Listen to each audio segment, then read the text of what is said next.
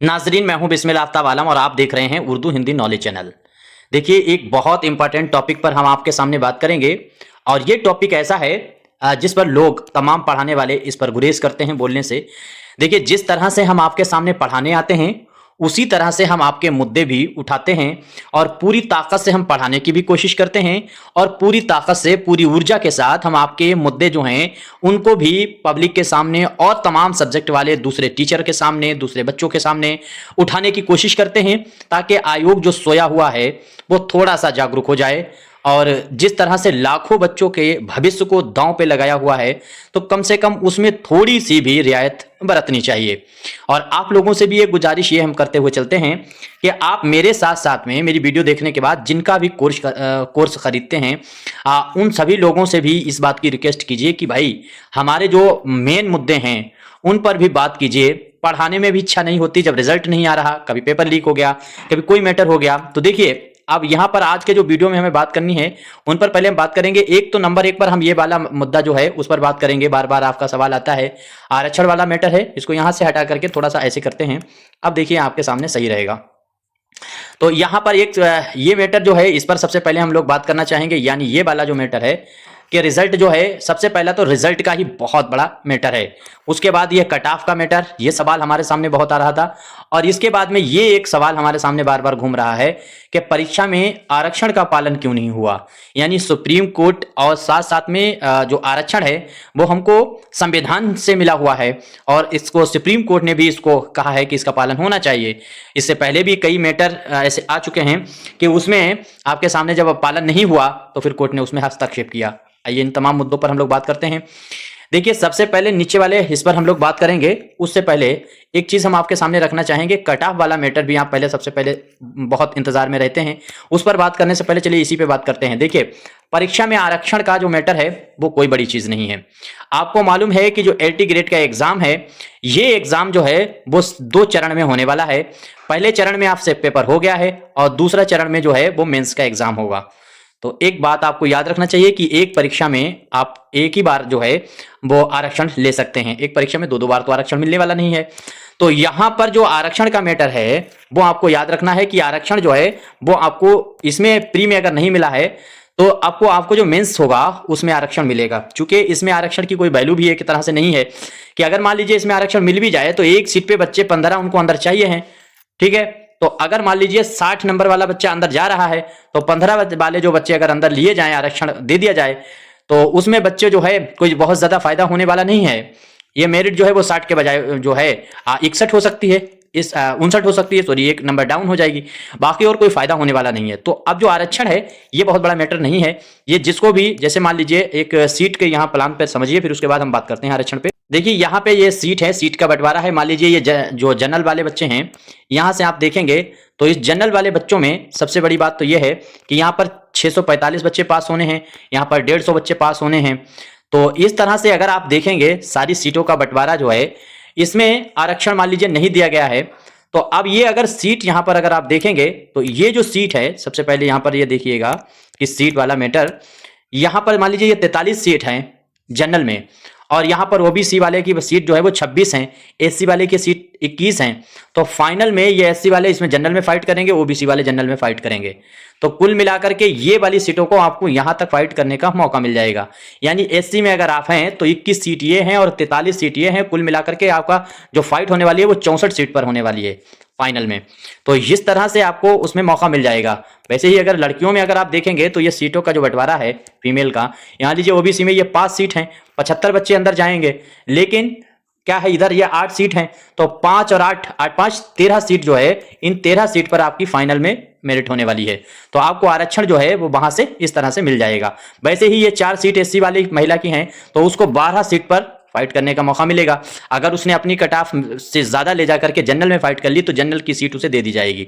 तो यह फाइनल में होने वाला है। दूसरी बात, थोड़ी सी मेहनत कीजिए, इसमें नौकरी मिल जाना बहुत आसान बात है। देखिए, मैंने ये बात कही थी कि अगर मान लीजिए इसमें 75 बच्चे उन्होंने अंदर बुलाए हैं तो 75 में आपको मान लीजिए कि ये 60 ही प्रेजेंट हो पाएंगे फाइनल में। तो क्योंकि 15 बच्चे तो ऐसे होंगे जो मौके पे पहुंचेंगे ही नहीं, कुछ की तैयारी भी नहीं होगी, और इनमें से 30 बच्चे ऐसे होंगे जिनकी बहुत अच्छी तैयारी नहीं होगी, जिनको लिखने में समस्या है। तो ये बहुत आसान मुद्दा है। खैर, इस पर बात ना करके हम लोग जो अलग टॉपिक है उस पर बात करते हैं।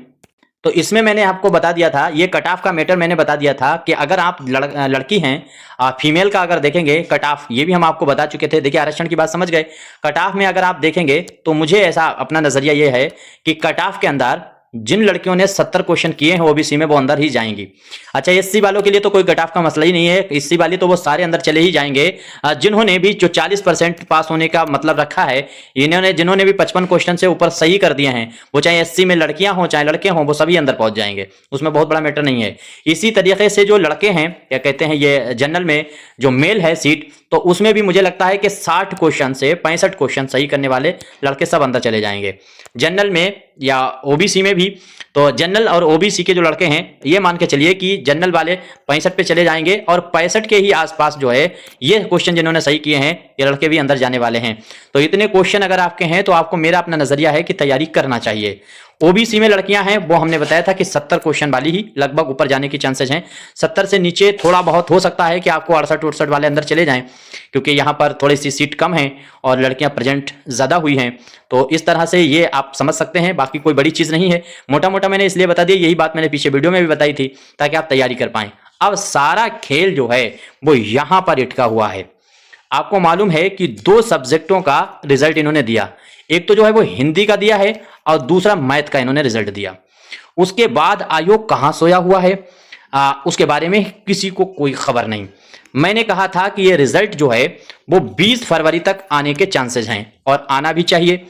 और अगर ये रिजल्ट 25 फरवरी के बाद आता है तो रिजल्ट में हम गारंटी कर रहे हैं कि जो मेंस का एग्जाम होने को है उसकी 100% डेट आगे इन्हें बढ़ाना पड़ेगी। वजह कि कोई भी एग्जाम रिजल्ट के बाद 60 दिन पहले नहीं आप ले सकते, और आज हो चुकी है 18 फरवरी, और जबकि 17 और 18 फरवरी है, और 18 अप्रैल और 17 अप्रैल को इन्होंने एग्जाम लगभग लगाए हुए हैं। 20 एग्जाम को कॉमर्स का लगाया हुआ एग्जाम है और भी वाणिज्य का लगाया हुआ एग्जाम है, जो अप्रैल में ही एग्जाम होने वाले हैं। तो फरवरी आप 18 जोड़ लीजिए, 18 मार्च 1 महीना होगा, 18 अप्रैल 2 महीना, और रिजल्ट आया नहीं है। तो इनको जब 60 दिन पूरे मिलेंगे ही नहीं तो ये बच्चे जाएंगे कोर्ट, और कोर्ट जाएंगे तो फिर नई डेट आयोग को देना पड़ेगी अगर कोर्ट ने सही से सुनवाई कर ली। तो कोर्ट अगर इन वैकेंसियों को स्वच्छता पूर्वक भरना चाहता है और सही से काम करना चाहता है तो उसको जल्द से जल्द रिजल्ट आउट कर देना चाहिए। और रिजल्ट नहीं आउट हो रहा है तो संदेह होता है इस बात पर कि ये जो तारीख या जो डेट दी गई है इसको एग्जाम हो पाएगा, कैसे हो पाएगा आप हमें बताइए। बाकी आपका क्या नजरिया है आप भी कमेंट करके बता सकते हैं।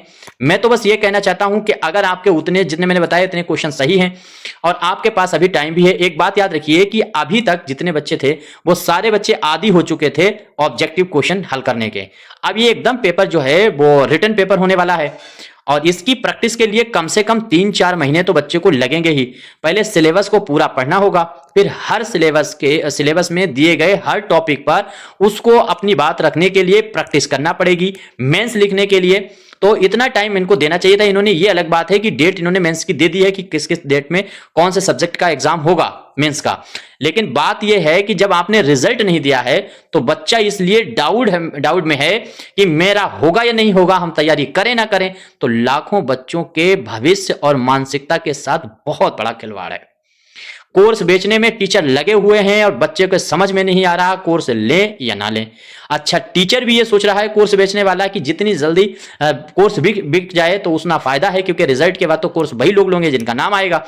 इधर उसको डिस्काउंट दे करके वो ये भी सोच रहा है कि जो कम नंबर लाने वाले बच्चे हैं वो भी कोर्स ले रहे हैं, लेकिन उनका कोर्स खराब हो जाएगा। और ऐसे अगर बच्चों ने कोर्स ले लिया जिनका फाइनल में नाम नहीं आता है तो उनके कोर्स का पैसा भी वापस अगर ईमानदारी है, जरा सी भी आपके अंदर इंसानियत है तो पैसा बच्चे का वापस होना चाहिए। बाकी आपका क्या नजरिया है आप जरूर बताइएगा। मुझे तो अपनी जो बातें कहनी थी, मैं सारे मुद्दे आपके उठाने की कोशिश करता हूं, मैंने सारी बात कह दी है। अब आप अपना भी नजरिया बता सकते हैं, कमेंट करके बता सकते हैं। क्या आप समझते हैं कि ये रिजल्ट, ये एग्जाम जो है वो जो दी गई है डेट उसी डेट पे हो पाएगा?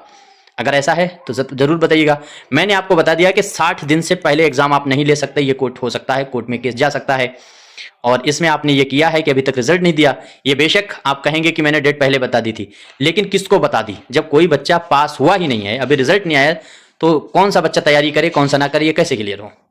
अब आप अपना कमेंट करके जरूर बताइएगा।